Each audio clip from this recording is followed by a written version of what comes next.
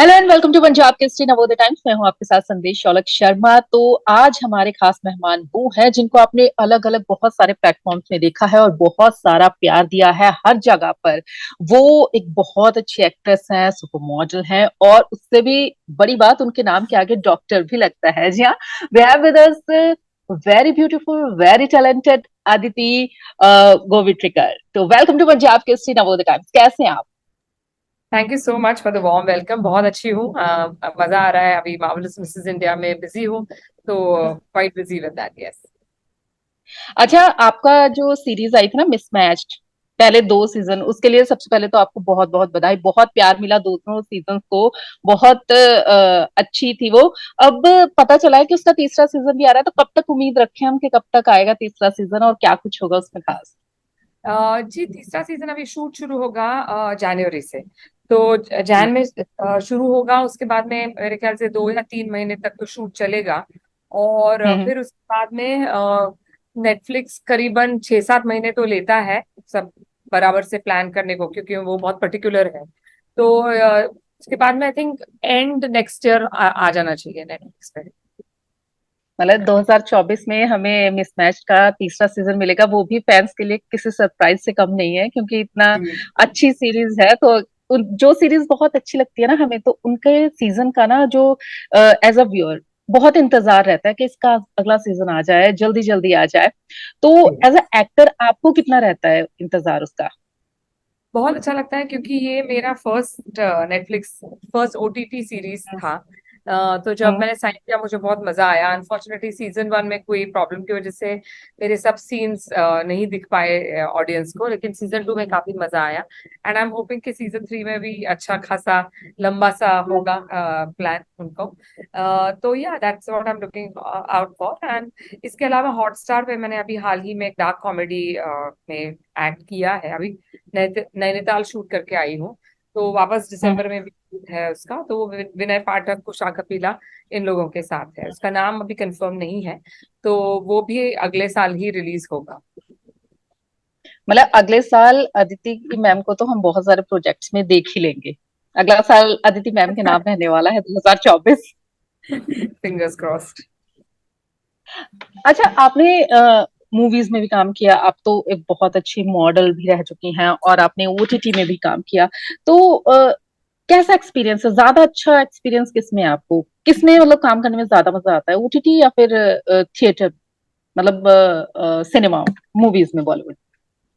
Hollywood और OTT काफी similar होता है, क्योंकि जो काम करने का तरीका होता है, जो कैनवस होता है, वो काफी बड़ा ही होता है। तो दोनों हम्म। सिमिलर टाइप के एक्सपीरियंस रहे हैं।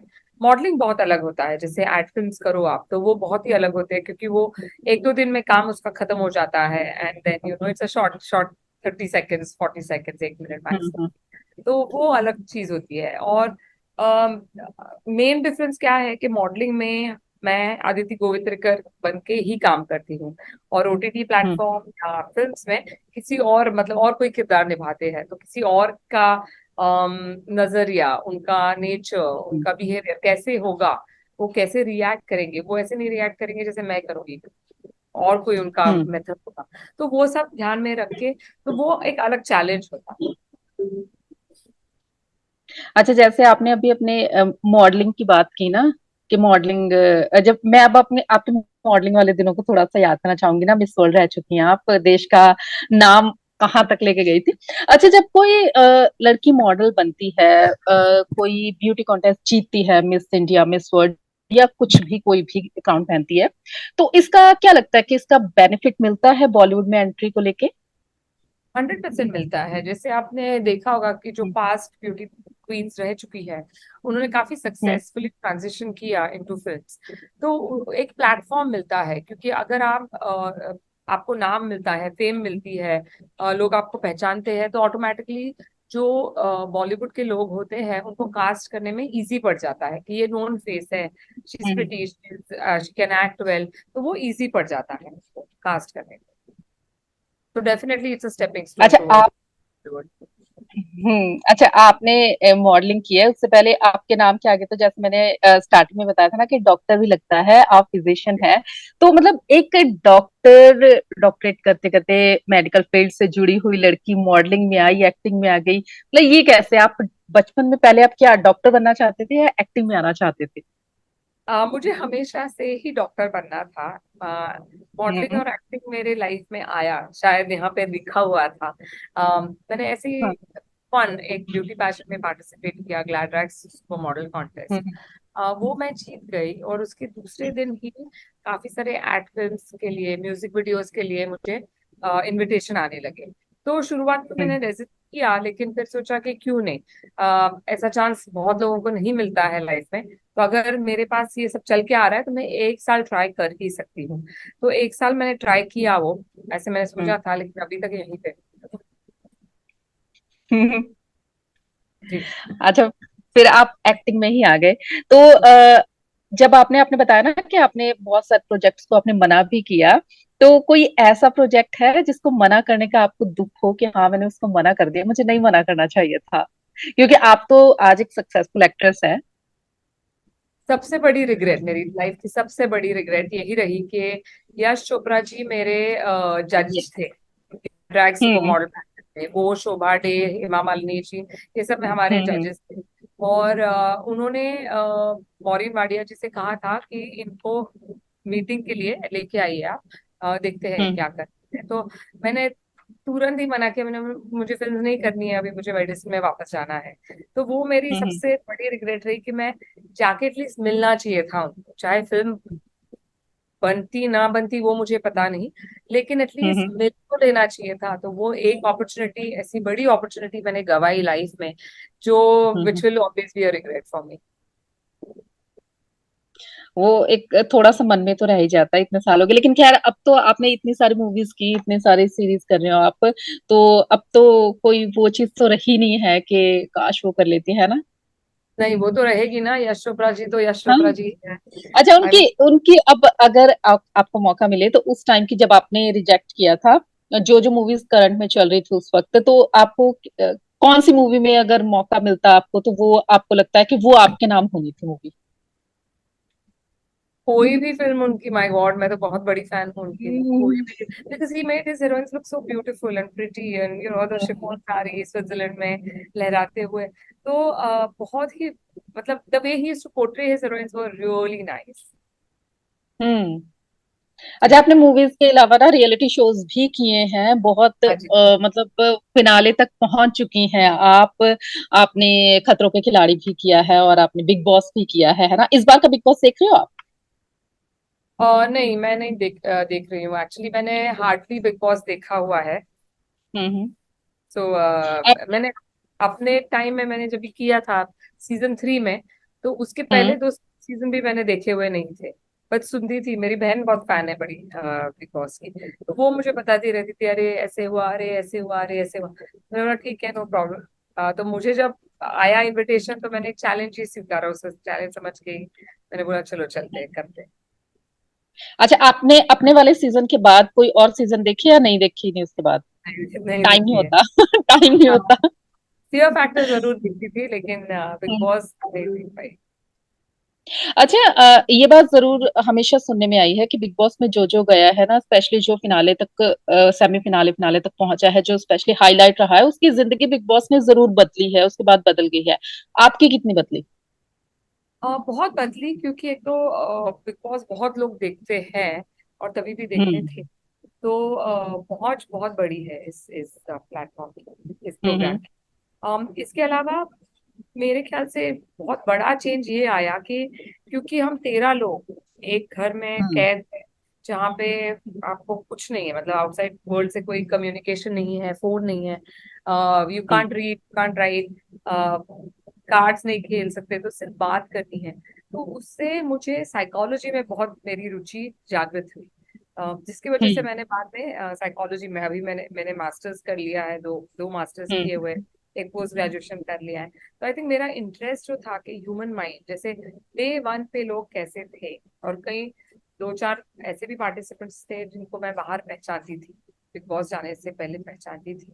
तो वो उनका माइंड और उनका बिहेवियर और उनका एटीट्यूड कैसे चेंज होते गया, और जो हम्म।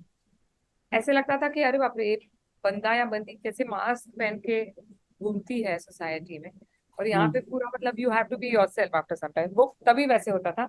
अभी चीजें अलग हो गई है, क्योंकि अभी गेम के हिसाब से ही लोग जाते हैं और पूरा थ्रू आउट एक्ट ही करते हैं। लेकिन तभी उतना हम्म। जान मतलब उतना भी ये नहीं था, स्टडी नहीं था लोगों का। तो वो एक बहुत इंट्रीगिंग एटीट्यूड और इंट्रीगिंग इंटरेस्टिंग जर्नी रही मेरी। जैसे आपने ना अभी अपनी बात की ना कि आपने स्टडी बहुत की है, मुझे जो पता चला है कि आपका एक ड्रीम था जब आप मतलब मेडिकल स्टडीज कर रहे थे कि आपने हॉस्पिटल खोलना था, आपका ड्रीम था। वो हुआ, पूरा हुआ, आपने किया?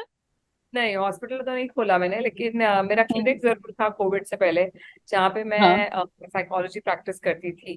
तो हम्म। अब because of zoom, because of online platforms, फिर मैंने कोविड में बंद कर दिया था वो क्लिनिक ऑब्वियसली। तो जूम पे ही सब सेशंस वगैरह मैं करती थी। अच्छा, जैसे आप डॉक्टर हैं और आप एक्ट्रेस भी हैं, आपके फैंस भी बहुत सारे हैं, है ना? तो कभी ऐसा हुआ है कि किसी फैन ने आपसे, सिर्फ आपसे मिलने के लिए अपॉइंटमेंट ली हो कि मैंने उसी डॉक्टर के पास जाना है? कभी ऐसा हुआ है आपके साथ? हुआ है एक दो बार, लेकिन क्या होता है कि अगर एक एक घंटे का आपने अपॉइंटमेंट लिया है, हम्म। अपॉइंटमेंट लेके आए हो, तो बातचीत तो होती ही है, एंड देन शेयरिंग तो होता ही है लाइफ का जो होता है। तो मैंने हेल्प भी की है उन लोगों को, लेकिन वो वापस नहीं आए, क्योंकि ऑब्वियसली पैसा दे के 1 घंटा अपने खुद के सेल्फ ग्रोथ के लिए टाइम स्पेंड करना, ये मतलब it's a little difficult thing, it's not that easy. क्योंकि ऐसे इट्स नॉट लाइक हम लोग बैठ के चाय कॉफी पीते हैं, या it's not fun in that sense, right? तो वो होता है कभी कभार, लेकिन उतना नहीं होता है, बिकॉज पीपल अंडरस्टैंड। क्योंकि बहुत सारे जो हार्डकोर फैंस होते हैं ना, वो तो चाहते हैं कि हमने अपने फेवरेट सेलेब को कैसे भी मिलना है, मतलब मिलना है, तो वो तो फिर आपसे मिलने का तो जरिया बहुत अच्छा है कि अपॉइंटमेंट लेना, हमने इसी डॉक्टर के पास जा रहा है, और वो भी इतनी खूबसूरत, इतनी क्यूट डॉक्टर जिनको हम स्क्रीन में भी देखते हैं, है ना? तो कभी ऐसा हुआ कि आपका पेशेंट आया हो जो आपको मतलब बहुत सारे लोग होते हैं जो ना फिल्मी दुनिया से बहुत जुड़े होते हैं, स्पेशली जो एज्ड होते हैं, आपको मिले हो, आपको देख के पहचाना हो कि ये तो वो एक्ट्रेस है, ये तो बहुत अच्छी एक्ट्रेस है? ऐसा भी हुआ कोई आपके साथ एक्सपीरियंस? कई बार होता है, ये तो होता ही रहता है, but that's hmm. Part of life. हाँ जी, हाँ जी, वो तो होते ही रहता है जी। चलो खैर, ये तो बहुत अच्छी अच्छी बात है, और आपका काम बहुत अच्छा चल रहा है। आप तो मतलब आपको देख के लगता है यार, इतना टैलेंट कहाँ से भर के आया, मतलब भगवान ने इतना मतलब दिमाग भी तेज बना दिया, डॉक्टर बना दिया, और टैलेंट भी इतना कि एक्ट्रेस हो आप। तो आपने अपने 2 प्रोजेक्ट तो बता दिए 2024 में आने वाले, कुछ और भी खास आने वाला है? जी, जैसे मैंने शुरुआत में बताया था कि मार्वलस मिसेस इंडिया, ये एक हम्म। नया पैजेंट मैंने लॉन्च किया है, जो मेरा खुद का है। इसके हम्म। रजिस्ट्रेशंस ओपन है। तो जो भी सुन रहे हो, जिसको भी इंटरेस्ट है ब्यूटी पैजेंट में, फॉर मैरिड, सेपरेटेड, डिवोर्स्ड या विडोड, इन सभी महिलाओं के लिए मैंने ये पैजेंट शुरू किया है। और इसका कारण ये है कि मैं भारत की फर्स्ट मिसेस वर्ल्ड रह चुकी हूँ। तो जब मैंने हम्म। पार्टिसिपेट किया था इस ब्यूटी पैजेंट में, तो तभी मैरिड वुमन को ग्लैमर फील्ड में रहने का हक नहीं, इतना नहीं था। तो लोग ना छुपाते थे, उनके कोई रिलेशन हो, हम्म। अगर रिलेशनशिप में हो या शादीशुदा हो, तो बताते नहीं थे ऊपर कि हाँ हाँ, हम्म। मैं शादीशुदा हूँ, या हाँ मैं I am in a relationship with this guy. तो हम्म। जब मैंने पार्टिसिपेट किया, तो मुझे कई लोगों ने बताया भी कि अरे तुम गलती कर रहे हो, क्योंकि इस फील्ड में अगर तुम ओपनली करते हो, ये सब फ्लॉन्ट करते हो कि आप शादीशुदा हो, तो आपको काम नहीं मिलेगा, क्योंकि यहाँ पे वो नहीं, ऐसे नहीं चाहिए। तो मैंने बोला ठीक है, हम्म। दैट्स फाइन, मेरे को अगर काम नहीं मिलता है तो दैट्स फाइन, लेकिन मैं ये बात छिपाऊंगी नहीं। और मुझे अगर इतनी अच्छी अपॉर्चुनिटी, नई अपॉर्चुनिटी मिल रही है, तो हम्म। मैं ट्राई करती हूँ, क्योंकि क्या पता इससे सब महिलाओं का, मैरिड वुमेन का नजरिया चेंज हो जाएगा, सोसाइटी का नजरिया चेंज हो जाएगा कि एक मैरिड वुमन भी ग्लैमर फील्ड में रह सकती है और सक्सेसफुल हो सकती है। तो इसलिए मैंने तभी पार्टिसिपेट किया था। फिर उसके बाद जीत के आई, उसके बाद कई सारे ब्यूटी पैजेंट्स मैंने जज किए, उसके बाद काफी मिसेस पैजेंट शुरू हुए इंडिया में। हम्म। लेकिन अभी हाल ही 2-4 साल से मैंने ये देखा है कि जो ब्यूटी पैजेंट चल रहे हैं, वो they are not remaining true. To the essence of a beauty pageant. तो वो बहुत हम्म। ज्यादा बिजनेस हो गया है, जहाँ पर महिलाओं को जो ट्रेनिंग देनी चाहिए वो नहीं मिल रही। आप अलग अलग पैकेजेस बनते हैं कि आप ज्यादा पैसा हम्म। दो तो ये मिलेगा, ये कम बेसिक पैकेज में यही मिलेगा। ब्यूटी पैजेंट वैसे नहीं सॉरी सॉरी। कोई तो बात। इस वजह से मैंने ब्यूटी पैजेंट मेरा लॉन्च किया है, जिसका नाम है हम्म। Marvellous India. और ये एक बहुत फेयर और जेन्युइन ब्यूटी पैजेंट होने वाला है, जहाँ पे हम ये हम्म। सब चीजें नहीं करने वाले हैं। द बेस्ट डिजर्विंग कैंडिडेट को क्राउन मिलेगा।